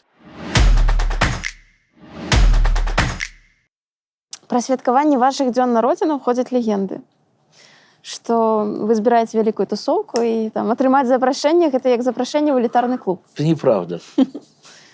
Прынамсі, такое ўражанне складваецца. Вот я говорю, какие-то легенды, я вот послушал и думаю, что вот откуда, что я в ресторан хожу. Я говорю, я их терпеть рестораны не могу, а я хожу в рестораны не то, что мне кто-то... Але раскажыце пра гэтую традыцыю, такіх вялікіх гуляняў на дзень народзінаў. Традиция сложилась с того, что она попала в такое время, вот природа вся уже готова. То есть вот молодая листва, все зеленеет. И это время выезда на природу после зимних этих дел. Кто-то на шашлык, кто-то еще на что-то. А мы еще в компании, я всегда на день рождения своем, вода холодная, но человек 20 всегда купается. Все. Я знаю людей, которые с удовольствием идут и в холодной воде купаются. Потом стали, решили, что это будет не просто день рождения, а просто день встречи. И потом, на самом деле, целый год и не видишься один раз в году. И это дело хлопотное, и я так подумал, да не, наверное, не стоит. Я говорю, на самом деле. И я вдруг услышал такое, что, не хочешь, не надо, мы сами сделаем. То есть он и не мне уже и нужен, да, в общем-то. А там хорошая атмосфера, что важно, да, что этих людей, которые я знаю, от них исходит какое-то... Они разные очень, совершенно не связанные ни профессией, ни по какой-то хорошей энергетике. И больше ничего. И когда хорошая энергетика, Ты понимаешь, что с хорошей компанией и на помойке хорошо. Ведь, понимаешь, это не обязательно нужно фонтаны для того, чтобы тебе было хорошо. Хорошо – это от человека, от которого строится хорошая энергетика. Вот, собственно, и все это решение. И поэтому музыканты приходят с удовольствием. Я же не могу им оплачивать. Значит, соответственно, они играют бесплатно и с удовольствием. То есть, и они знают, что и у них там будут слушатели, которые будут слушать их, открыв рот. То есть, да. Былі гады, калі вы пропускали святкаванне? Но у меня вот друг, вот видите, вот он говорит, чуть было. Он сказал, что он заметил, что у меня на день рождения всегда будет хорошая погода. И был неделю перед этим лил дождь. И я говорю, что делать? И там в прогнозе ничего, просвета никакого нет. Но и все равно все, никто не задал вопросов, все готовились, то есть, да. И даже музыканты, они решили там какой-то брезент натянуть, что-то такое. Льет дождь. И мы выезжаем, вот едем по Парковой, и вот в Ждановичи туда проезжаем мост, и там водохранилище, и там поворот. И вдруг стало темно, и повалил снег с дождем. И вдруг раз все так стало в снегу, и вдруг автобус останавливается, там, и надо выходить, и никто не хочет выходить, шли. И вдруг, хоп, прекратился этот самый, значит, дождь со снегом. И мы вышли с автобуса и пошли. И пока пошли, выглянуло солнце. И оно было 7 часов. И когда все уехали, опять пошел ливень. Это было лет 15 назад. Именно вот на то время, пока мы были в лесу, было солнце. Потом все просто, и все свидетели, то есть, да, вот интересно. Подарок такой. Ваш дзень народзення 30 красавіка, так, там снег, гэта нонсенс, конечно. Але як шмат людзей вы не запрасілі на свой дзень народзіну пасля падзей 20-го, пасля вайны 22-го? Между прочим, они сюда приезжают. В прошлом году было 150 человек. Вау! Але ці шмат людзей як бы сышлі з вашага кола стасункаў? Да, мир поделился. Я знаю, что у меня были 2 приятелей,